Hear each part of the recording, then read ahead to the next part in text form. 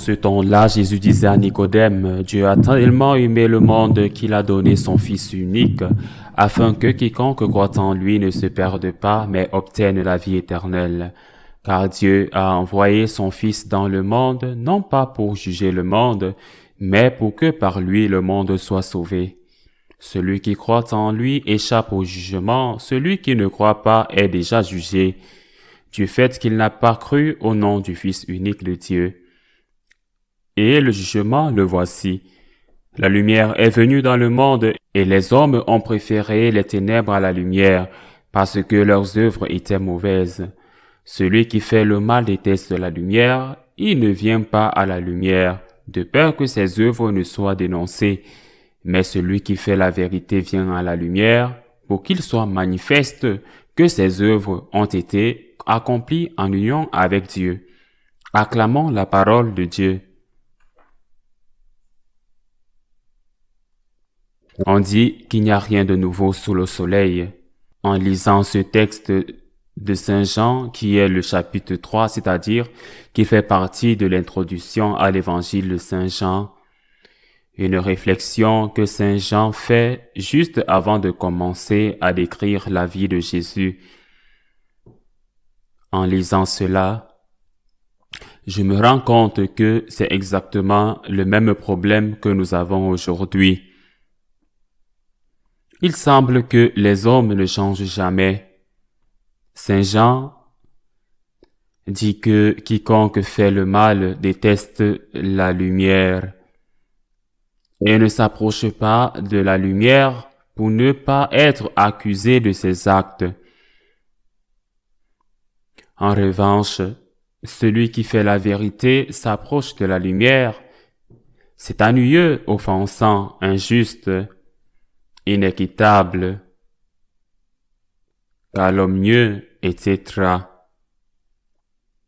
Quand ils disent, et dans de nombreux cas au sein de l'Église, ils le disent, quand ils disent que lorsque nous défendons la morale sexuelle, par exemple, le dogme, par exemple, les sacrements, c'est parce que nous avons quelque chose à cacher. C'est-à-dire que selon ceci, et ils sont nombreux à défendre qu'on ne peut pas commettre l'adultère, c'est parce qu'ils sont adultères.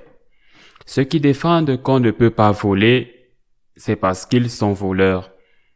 Ceux qui défendent qu'on ne peut pas tuer, c'est parce qu'ils sont assassins. L'argument ne pourrait pas être plus cohérent. Au contraire, les choses sont comme le dit Saint Jean. Celui qui défend que l'adultère n'est pas un péché, c'est parce qu'il est adultère. Celui qui prétend que la morale sexuelle devrait changer, c'est parce qu'il ne la respecte pas. Celui qui défend que voler n'est pas mauvais, c'est parce qu'il est voleur. Comment peut-il défendre que voler n'est pas mauvais? Ou celui qui ne vole pas, c'est celui qui vole. Celui qui veut que ses œuvres ne soient pas considérées comme mauvaises, eh bien, nous sommes arrivés à un extrême tellement absurde que, pour avoir défendu la morale chrétienne, on vous accuse de ne pas respecter la morale chrétienne. Je ne dis pas qu'il n'y en a pas beaucoup comme ça, mais ce qui est normal, ce n'est pas ça. Au contraire, celui qui travaille mal s'éloigne de la lumière. Je répète ce que dit Saint Jean, pour qu'on ne voit pas que ses œuvres sont mal faites. Et je répète ce que dit Saint Jean, pour qu'on ne voit pas que ses œuvres sont mauvaises. C'est celui qui fait le bien, qui s'approche de la lumière, que nous sommes tous pécheurs et donc nous faisons tous le mal d'une manière ou d'une autre. Mais non seulement il y a le péché de pédérastie, mais celui qui fait le bien ne demande pas que l'on change les normes morales. C'est celui qui fait le mal qui le demande, pour avoir la conscience tranquille. Avoir un manteau d'honneur face au péché de pédérastie. D'avoir un manteau d'honneur devant une société, dans ce cas l'Église, qui ne le juge pas, qui ne le condamne pas, qui ne dit pas qu'il fait le mal, parce que maintenant la morale a changé ou la théologie a changé. Il y a un vieux dicton en Espagne, je suppose dans d'autres endroits aussi. On le dit et on le répète. Si vous ne vivez pas comme vous pensez, vous finirez par croire comme vous vivez. Si vous ne vivez pas comme vous pensez, vous finirez par penser comme vous vivez. Et c'est ainsi, si vous ne vivez pas selon vos principes, la pression spirituelle, psychologique, interne, en plus de la pression externe, la pression interne est si forte que, peu à peu, vous commencez à manipuler ces principes pour finir par vous dire que ce que vous faites de mal n'est pas si mal. Si vous ne vivez pas comme vous pensez, vous finirez par penser comme vous vivez. C'est exactement ce qui se passe dans l'Église. Si vous ne vivez pas comme vous pensez, vous finirez par penser comme vous vivez. Il faut relire ce prologue de Saint Jean. Le Seigneur, comme le dit Saint Jean, n'a pas envoyé son Fils dans le monde pour juger le monde, mais pour que le monde soit sauvé par lui. Mais pour que le monde soit sauvé par lui. Mais ce salut ne peut avoir lieu que lorsque la personne, chacun d'entre nous, l'Église dans son ensemble, reconnaît que le Christ est la lumière du monde et adapte sa vie ou essaye de le faire, adapte sa vie à ce que la lumière du monde lui dit. C'est le jugement. Que la lumière est le Christ. Que la lumière est venue dans le monde et que les hommes ont préféré les ténèbres à la lumière parce que leurs œuvres étaient mauvaises. C'est tellement clair. Saint Jean écrit il y a presque 2000 ans et il semble qu'il parle d'aujourd'hui, de l'Église d'aujourd'hui et de tant de personnes dans l'Église d'aujourd'hui. Et je ne parle pas des païens baptisés qui sont païens. Bien qu'ils soient baptisés, ce sont des chrétiens, ce sont des païens baptisés. Je parle de ceux qui vont à la messe, qui demandent que l'Église change, que l'Église s'adapte pour que leurs mauvaises œuvres ne soient pas éclairées par la lumière du Christ. Je lisais un dessin animé l'autre jour, une blague.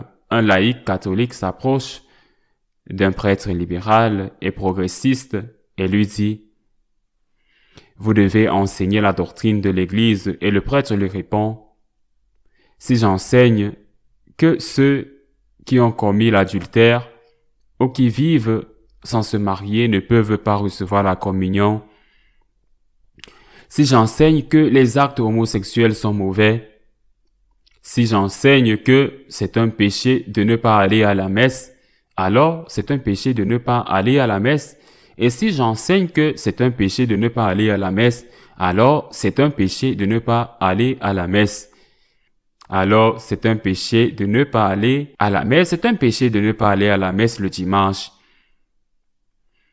Il donne ces 3 exemples et termine la vignette en disant « Alors, mes paroissiens me crucifieront, c'est la vérité. » Mais la vignette met cette phrase du prêtre avec ses mains levées en signe d'honneur et la met à côté d'un crucifix.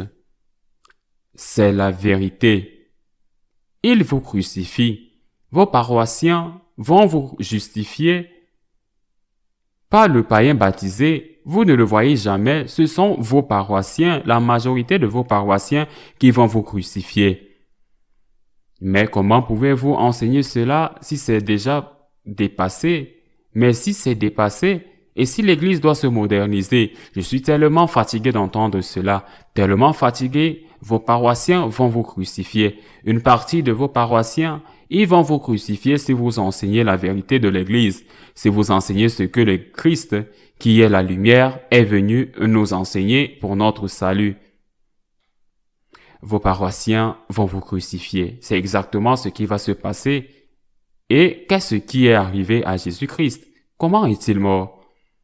Peut-être que ce prêtre a oublié que Jésus-Christ est mort crucifié. Ils oublient qu'il est mort crucifié pour avoir été la lumière, pour avoir enseigné la vérité, pour avoir dit qu'il était Dieu et pour avoir dit beaucoup de choses sur la morale sexuelle, par exemple l'adultère. Qui suivons-nous? Le Christ, qui est la lumière, ou le monde qui ne veut pas écouter, qui ne veut pas voir? La lumière du Christ, parce qu'il ne veut pas que ses mauvaises actions apparaissent à la lumière et soient jugées comme des mauvaises actions. Chacun devra choisir. Nous qui savons que nous sommes pécheurs, nous ne voulons pas être trompés. Nous avons besoin du salut du Christ et nous savons que nous en avons besoin. Nous avons besoin du salut du Christ et pour cela, ce que nous demandons, c'est qu'il nous donne la lumière et la miséricorde. Ainsi soit-il.